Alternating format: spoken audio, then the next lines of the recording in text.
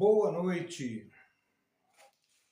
Espero que você que esteja aí me ouvindo nesse momento possa estar aí gozando de boa saúde, paz e harmonia. Afinal de contas, nós procuramos fazer o nosso melhor para que possamos usufruir também a vida de uma maneira saudável também, não é verdade?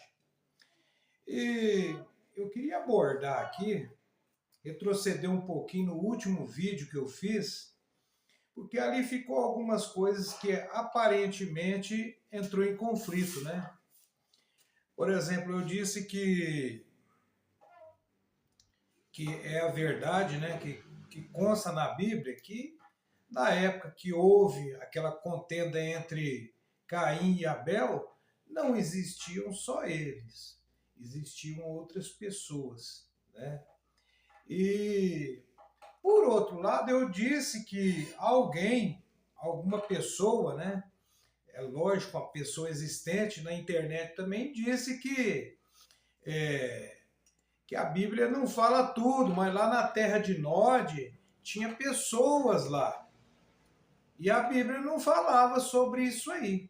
E realmente não fala. Não é verdade? A Bíblia não fala sobre isso aí. Mas, então, depois de um determinado tempo, eu disse que tinha mais pessoas, assim como o outro lá disse que tinha outras pessoas que a Bíblia não falava. Ou seja, a pessoa estava dizendo que aquela questão no jardim do Éden, Adão e Eva, era uma bolha ali apenas e que a Bíblia não aborda que existia, né? Ou seja, que Adão e Eva, essa história do mundo começar com Adão e Eva, não é verdade. É isso que a pessoa quis dizer, né? Colocou em xeque ali a Bíblia Sagrada. Eu, por outro lado, eu disse também que tinha outras pessoas, só que com um detalhe. Essas outras pessoas, elas eram parentes de Caim, certo? Elas eram parentes, descendentes de Adão e Eva. E essa é a diferença. E outro detalhe também que mostra, as pesquisas mostram que quando Caim foi para a terra de Nod, lá não tinha ninguém. Era um deserto, um baldio desolado. E então Caim, chegando lá com a sua esposa, visto que as pessoas viviam muitos e muitos anos, imagina uma cidade igual a minha aqui, que tem 380 mil aproximadamente. Essa cidade tem 200 anos, né? Então imagine aí um homem forte, vigoroso, com a sua esposa forte, vigorosa, que na época, no começo da humanidade, a genética era mais forte, né? As pessoas tinham mais saúde.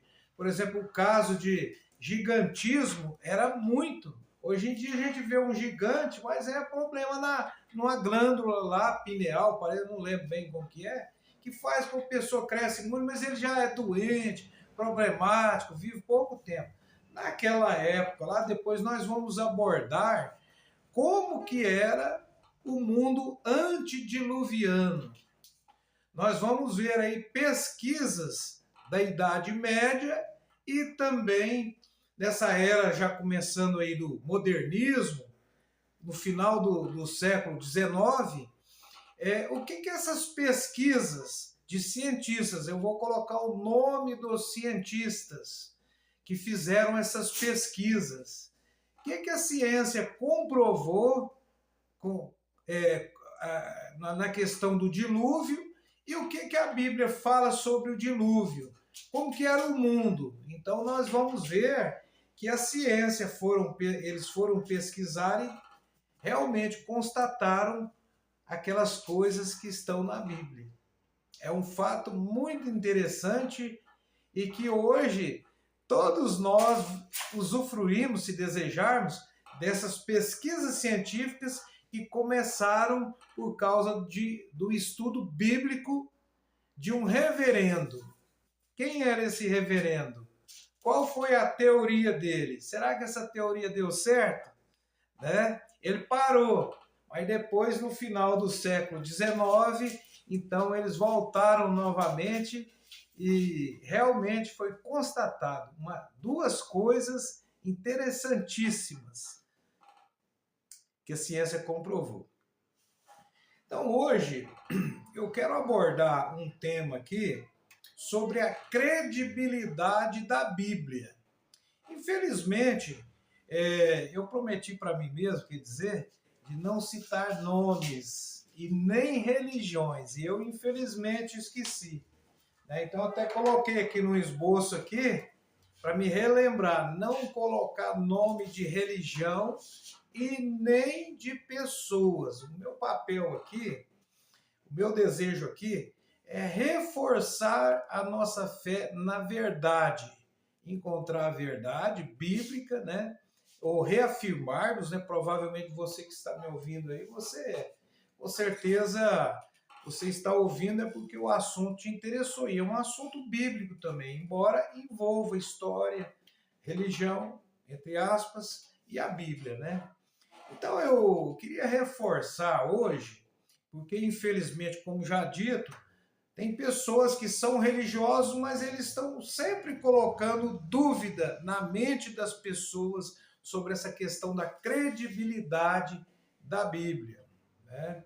E provavelmente, se vir aqui a inspiração, eu vou tocar nesse assunto. Eu não sei se vai ser mais para o fim ou no meio, mas eu queria dizer o seguinte: a Bíblia Sagrada, quando ela fala de ciência, quando ela dita regras, né, a ciência depois ela não entra em conflito.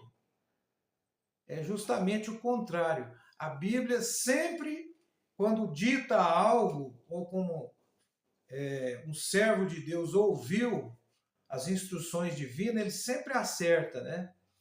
Como, por exemplo, eu queria dizer sobre a questão de leis de sanidade básica. O que a Bíblia aborda sobre essa questão das leis de sanidade básica? Então eu queria ler aqui um texto de Números, capítulo 19, versículo 13. Números 19, 13. Que diz assim, ó: todo aquele que tocar num cadáver, a alma de qualquer homem que tenha morrido e não se purificar, profanou o tabernáculo de Jeová. E essa alma terá de ser decepada de Israel, visto que não aspergiu sobre ele a água da purificação. Continua impuro, sua impureza ainda está nele.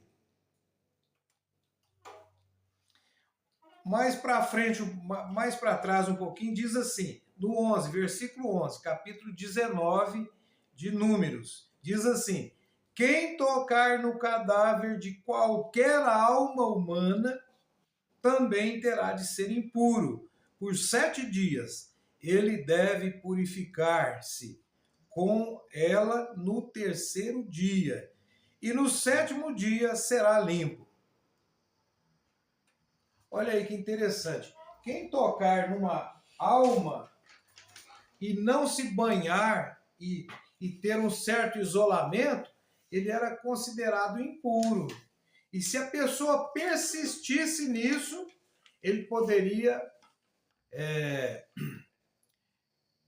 ser executado numa pena capital.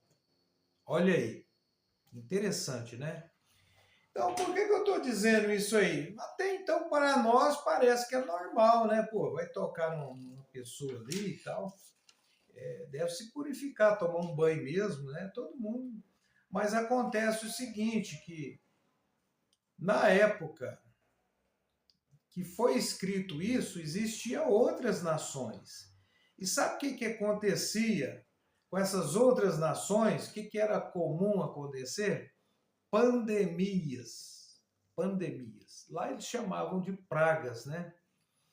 E muitos povos, eles diziam assim, olha, o Deus desse pessoal de Israel é um Deus muito forte, muito protetor, porque lá não acontece praga. Mas há relatos de pragas que dizimavam 40% de uma nação inteira. 40% de pessoas morriam com pragas. Olha aí. Então é muito sério a pessoa colocar em pauta aí, colocar em xeque a Bíblia Sagrada. Vamos dizer assim, como diria aqui um termo aqui, a pessoa não tem muito peso. É uma pessoa que ela, vamos dizer assim, eu estou querendo usar aqui um eufemismo aqui, mas não estou conseguindo. Deixa, depois a gente chega aí. Não é isso? Então já mostrou aqui um detalhe. Nações inteiras eram 40% dizimadas. Veja bem, na Idade Média a coisa mais comum era a pessoa ter um filho, a mulher ter um filho e esse filho morrer rapidinho.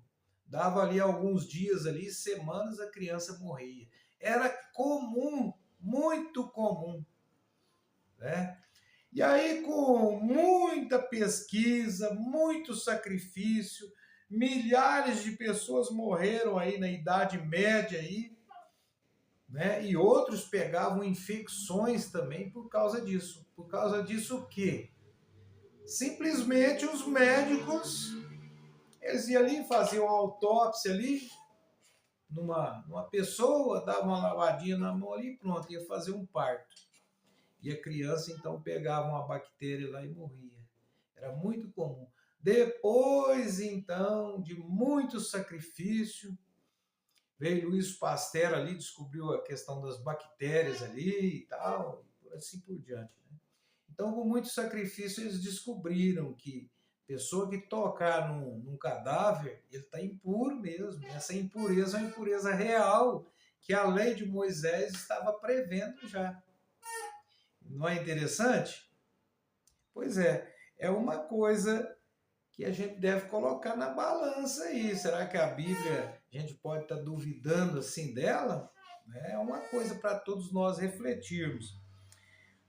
Em Jó, capítulo 26, versículo 7, lá fala que há um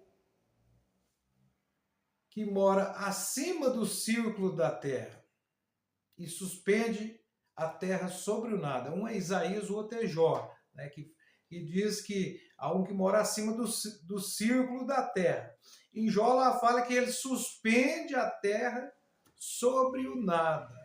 O que as faculdades, ensinavam?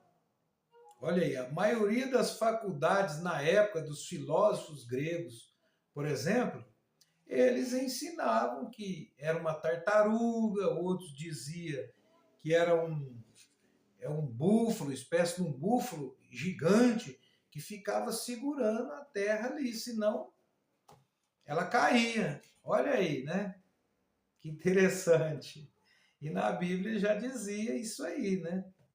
Falava que ela era um círculo e também que Deus suspendia ela sobre o nada. Olha aí. Enquanto a crença da maioria, não estamos dizendo que todos, né, falavam isso, mas a maioria, numa faculdade, se você se atrevesse a pôr outra coisa, que não fosse isso, era reprovado. Não é? Então, eu acho que Deus não pede que nós exercemos fé, que a Bíblia é realmente a palavra dele, sem ter provas, sem ter evidências. Deus não deseja isso. Crendices, né? Ah, fulano falou, eu achei bonito o que ele falou, eu vou agora ser um crente na palavra de Deus. Ele não quer isso aí. Ele quer que nós usemos as nossas faculdades de raciocínio. Tanto que na lei lá diz, né? Deve amar a teu Deus. A Jeová teu Deus, de toda a tua alma, de toda a tua força, de toda a tua mente. Envolve raciocínio, né? Então, essas evidências aí são pequenas. Nós vamos considerar mais coisas, como, por exemplo, o dilúvio. Ele foi algo real mesmo? Será que todos os animais couberam dentro da arca, visto que tem milhares de animais, de raças de animais, vamos dizer assim, né? Por exemplo, tem a cegonha, tem o pardal, por exemplo, tem o búfalo, tem a zebra, tem vários e vários. Será que realmente coube isso aí na arca? Tantos e tantos animais? Alguns teólogos, inclusive esse que eu vi essa semana aí na internet, dizendo que não é possível, que não tem condição. E que isso aí é mais uma historinha. E disse também que o dilúvio ele foi local. Ele disse isso. Foi local, ali, ó, onde eles estavam ali. E diz que todas as nações têm ali uma lenda sobre uma arca. Como é que é essa lenda aí? Será que houve vários dilúvios? Interessante, né? E nós vamos entrar também na área científica, como já dito no começo. O que a ciência diz sobre o clima antediluviano? O que será que quando eles estudaram, o que ficou evidente? Muito evidente mesmo. Nós vamos abordar isso aí mais para frente. Tem muitas matérias aqui, interessante aqui, né? Hoje, eu vou falar aqui um pouquinho sobre um texto bíblico. Esse texto, ele foi pesado. É bíblico, o apóstolo Paulo escreveu ele. É um texto que, assim, para quem não tem assim muita intimidade com a Bíblia, ele vai ficar um pouquinho, principalmente se ele for um adepto a essa filosofia aqui que eu vou ler. Certo? Que o apóstolo Paulo mandou essa carta para os Coríntios, a primeira carta aos Coríntios. E, mais uma vez, o intuito aqui não é criticar, é realmente dar para a pessoa a oportunidade, certo? Dele fazer uma avaliação e tomar uma escolha cada vez mais consciente, ó, com a faculdade de raciocínio. Não é verdade? A intenção é essa. Então não é uma crítica. O texto aqui é 1 Coríntios, capítulo 1, versículo 18, 22 e 23. Eu vou procurar aqui rapidinho.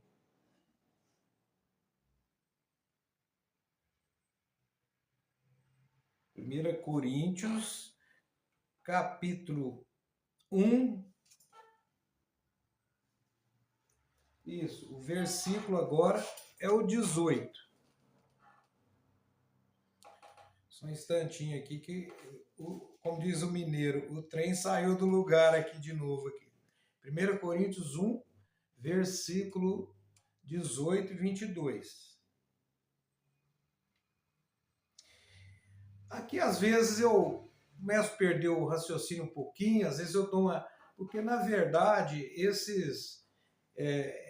o que eu estou fazendo aqui é completamente espontâneo, não tem nenhum esboço, a não ser ali um tema principal ali e o texto bíblico, né?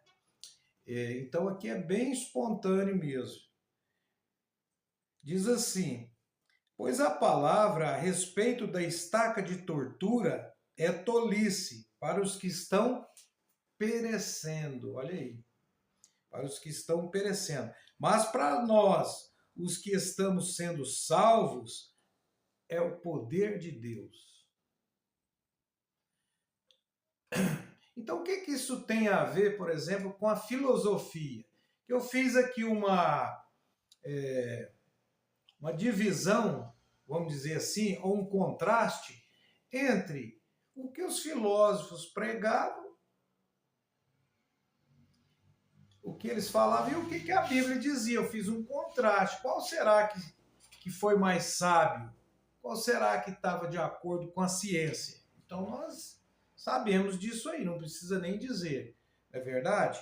Então isso aqui, o apóstolo Paulo estava fazendo um contraste também entre os judeus, o que os judeus pensavam sobre aquele homem todo esfolado lá numa cruz ou numa estaca de tortura. O que eles pensavam sobre aquilo? O que os gregos filósofos, os mesmos que ensinavam aquelas baboseiras antigas, o que eles falavam sobre a estaca de tortura? Aqui nós vamos ver, né? Então, hoje tem ainda um resquício, né? Hoje, há pouco tempo, nós tivemos as Olimpíadas, né? A Olimpíada realmente foi criação dos gregos também. Olha a influência grega, né? E hoje também nós temos essa influência grega em algumas denominações. Tem muitas, né? Mas especialmente essa aqui, porque não sobra tempo para falar de tudo, não é verdade? Então, vamos ler aqui mais um pouquinho de 1 Coríntios aqui, no capítulo 1. Vamos ver aqui o apóstolo Paulo fazendo esse contraste, né? Olha aqui. Já lemos o capítulo 1, versículo 18, agora o 19. Diz assim: porque está escrito, farei perecer a sabedoria dos sábios e repelirei a inteligência dos intelectuais. Onde está o sábio? Onde está o escriba? Onde está o polemista desse sistema de coisas? Não tornou Deus tola a sabedoria do mundo pela sua sabedoria? Não chegou a conhecer a Deus. Deus achou bom salvar os que creem, por intermédio da tolice que eles achavam que se pregavam. O que é tolice do que se prega? Dá a intenção que isso aqui é tolice, mas não é. É a sabedoria de Deus, que eles, muitos hoje, naquela época, achavam que era tolice. Esse homem aí, esfolado, é o meu Messias, o meu Salvador? Como assim? Né? Aí você vai ver o apóstolo Paulo falando em outras palavras aqui. Mas pregamos Cristo pregado numa estaca, que é para os judeus causa de tropeço, porque está escrito lá, maldito é aquele que é pendurado no madeiro.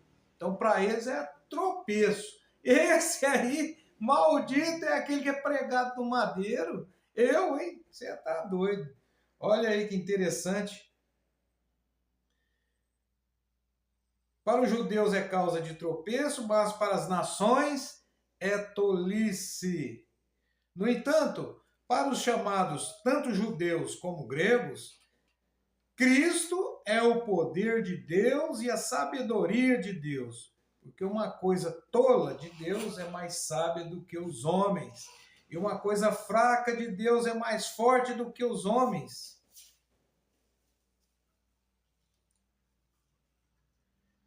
Olha aí que interessante, né? Tem mais aqui, quer ver?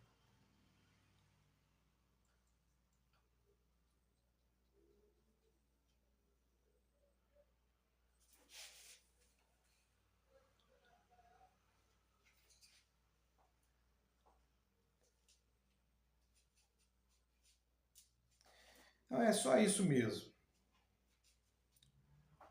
Tem uma passagem aqui que diz assim, que os judeus buscam sinais.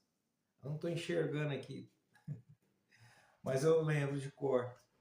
Os judeus buscam sinais. Os gregos buscam a sabedoria, mas nós pregamos Cristo Jesus numa estaca, que para eles são tolice. Então, veja bem, na sabedoria do grego, a salvação para o grego, né, na sabedoria da Grécia, e até hoje, né? Muitas pessoas, eles pregam a reencarnação. Em outras palavras, a pessoa ela é salva por méritos próprios, ou seja, pelas obras.